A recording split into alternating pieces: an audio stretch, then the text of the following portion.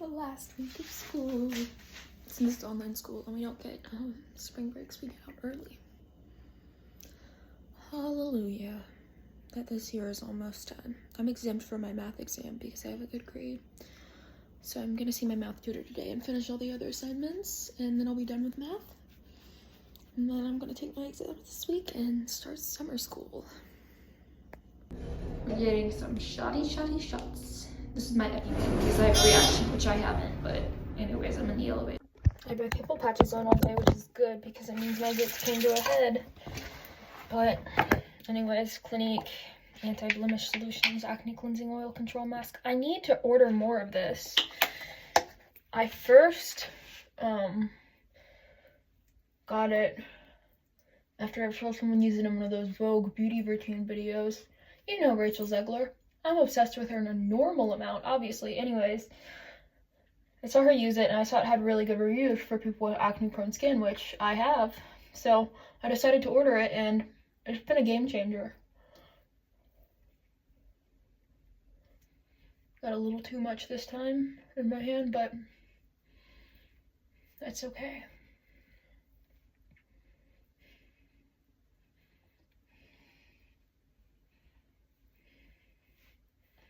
My skin needs it with my period coming up.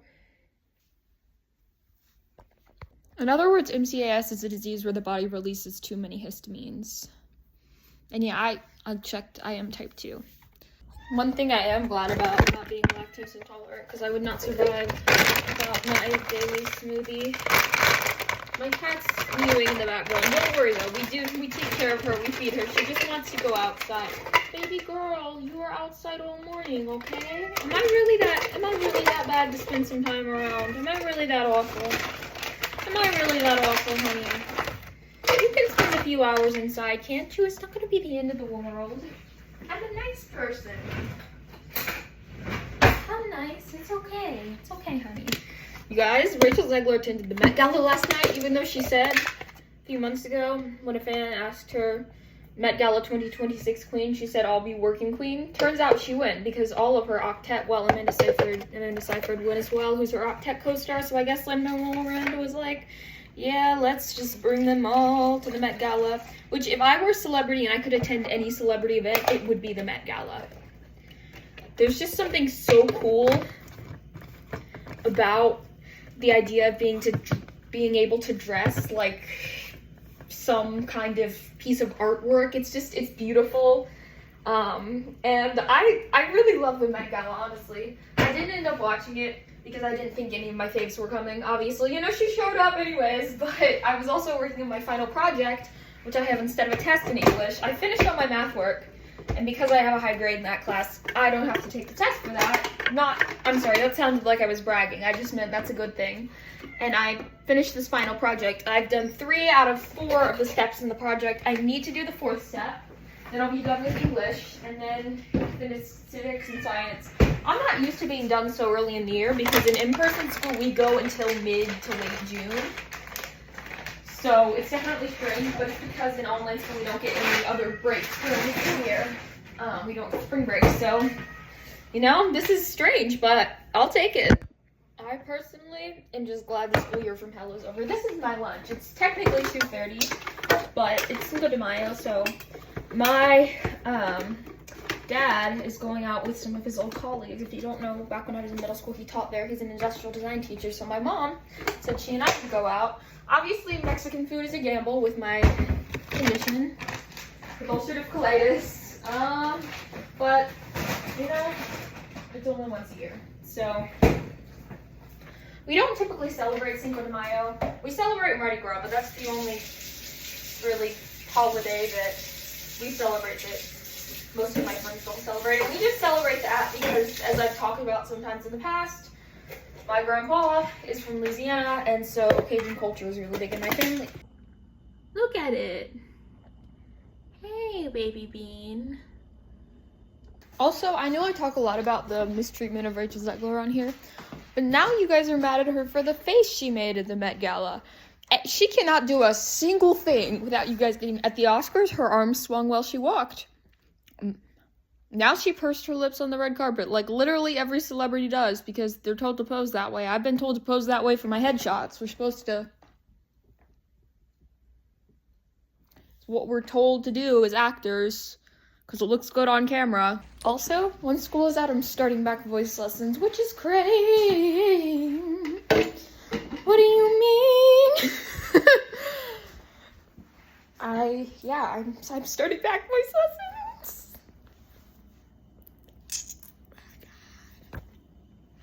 It's crazy to me how my parents for the longest time didn't want me to get into singing, even though it was what I did. I learned to do it before talking. And then I made L State, and then they were like, hey, now we like the singing.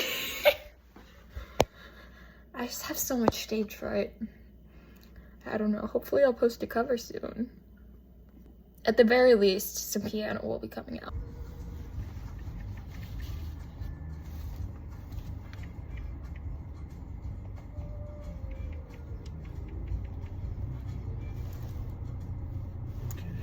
Acupuncture. Turn left onto Cates Avenue. Yeah, I know that. Thank you. Ooh. Okay, guys, quick update. Okay, stop talking. Same day, just different outfit. Because I had to change because I went to the acupuncturist for the first time. Which, yeah, everyone says it doesn't hurt. It doesn't hurt. I mean, I'm not gonna lie, you can feel the needles going in, but, you know, it wasn't bad. I felt my blood flow returning, which she says is good. It's common in Ehlers-Danlos patients to have cut off circulation.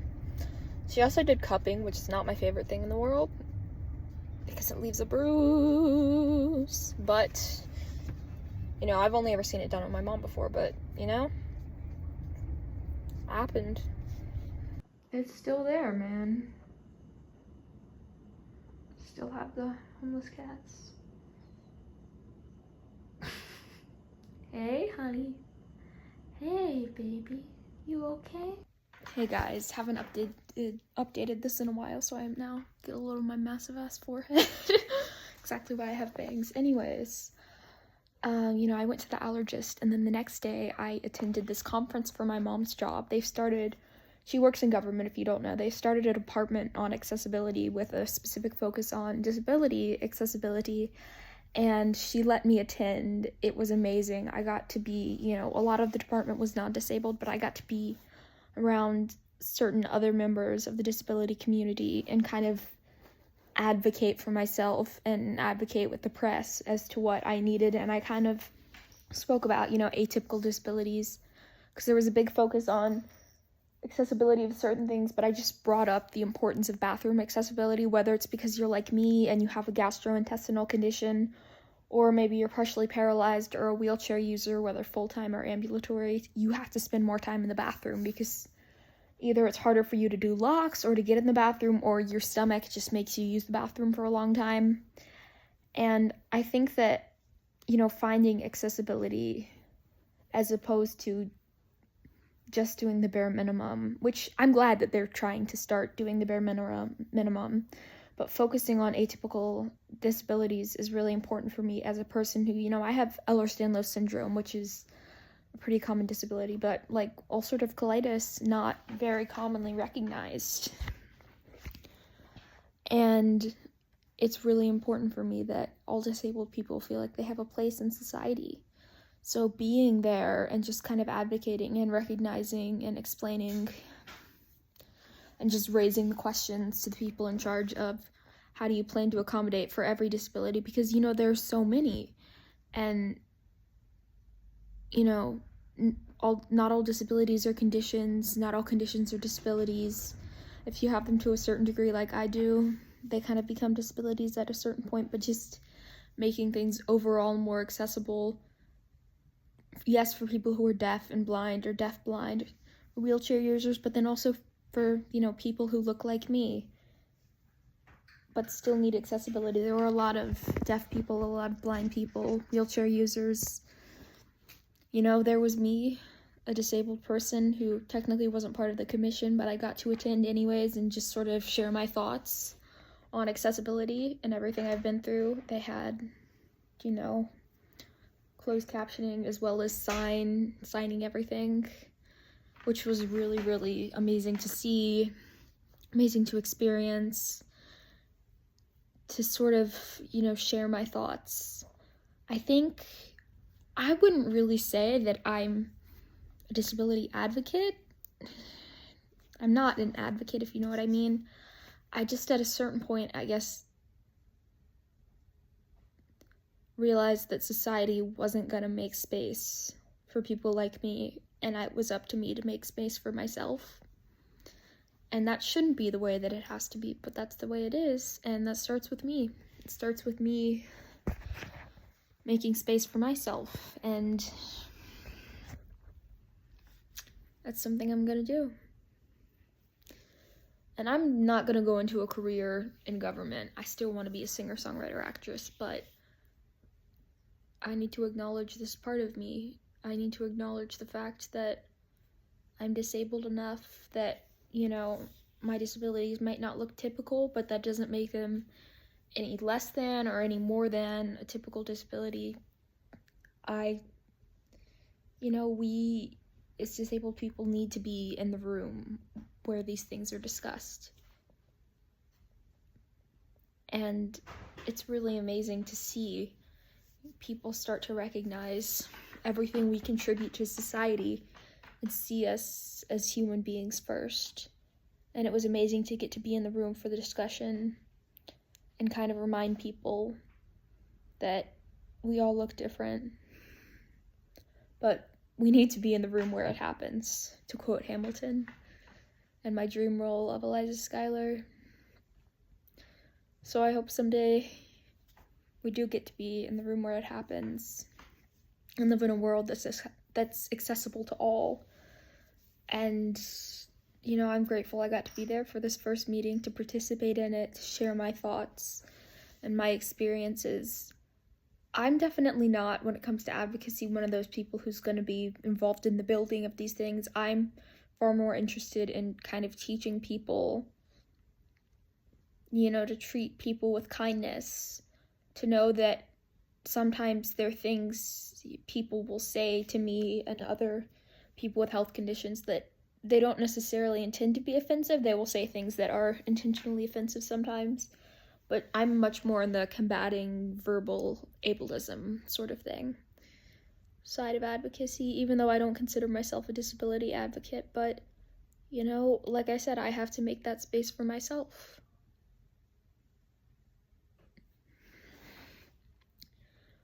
We are having and will continue to have so many important discussions surrounding representation. And so the fact that when I heard my mom on her work call discussing this, and I immediately told her I wanted to go, I think is a sign that we're starting to let us be in the room. And we can always progress in so many different ways. And even though, my disability is not a big part of me, it's not all of me, it's still a part of me. My friend just texted me. And being around other disabled people is sometimes very empowering, because for once in my life, I don't have to explain what I'm going through, even though, no two individuals' experiences are the same. They understand what I mean when I say certain things people say that are intentionally, they intend to be helpful, aren't helpful. That when people say hurtful things rooted in ableism, it can be really hard, and they just, they know how I'm feeling without my necessarily needing to verbalize why certain things are offensive. And after the meeting, I got my first acupuncture session. She said it's going to take 8 to 10 visits because I'm chronic to sort of see any difference, but immediately when she put the needles in my feet, there was a tingling, which is good because in Ehlers-Danlos patients, we don't have very good blood flow. I'm also dysautonomic. If you don't know, I have MCAS, so my blood flow isn't very good anyways, and the tingling, she says, is a really good sign. A couple of things. She said I need to go on a better turmeric supplement, so I emailed my nutritionist about that. Shout out to Sarah, my nutritionist. She said it's clear I drink a lot of water. From looking at my tongue, I don't know why I keep bobbing my nose. It's clear I drink a lot of water, but the crack of my tongue is right down the center, which is a sign that I have something going on in my GI system, which we kind of knew because I have inflammatory bowel disease. I'm hoping the acupuncture helps for pain. You know, IBD is so complicated because my colonoscopy came back clear other than showing intestinal misshapening from past inflammation. My disaccharide testing came back clear, so I have no food allergies. My pill cam came back clear, but I'm not responding to treatment for IBS either. So while we do still know that I have IBD, it's not flaring. So we really don't know what's going on anymore. We haven't known for a long time. I'd say since I stopped the Visbiome, that has been a little better. The Ehlers-Danlos has definitely been a bit worse with my symptoms. And it's definitely been kind of difficult just because lifting things is hard, pushing things is hard, cutting things is hard, walking quickly is hard. But I have a desire to do so anyways because I feel sometimes, and there are people who can't do these things. I feel that I can do these things even though it's really hard for me, and therefore I should do them anyway, even though it'll damage my joints and my bones and poses a big risk. I always feel like, oh, there are people for whom this is harder, so I have to prove myself, and you know, that's something I'm working on. I think someone once commented, the disability community has a big mental health problem, and I think that's very true. And I think just, you know, continuing to share my story and my journey is really important to me. And, you know, I'll update you guys when the acupuncture is going. I'll update you when I have an appointment with my physical therapist. We're sending my medical files over to the Children's Hospital of Philadelphia for my GI consultation. I did get my ear cleaned out, though. There was no more earwax attached to my eardrum. I have to start doing at-home drops once a month, though. But yeah, tell someone you love them today. Maybe have that person be yourself. Sing like there's no one watching. Take down a trend swoop and always remember to peel them all.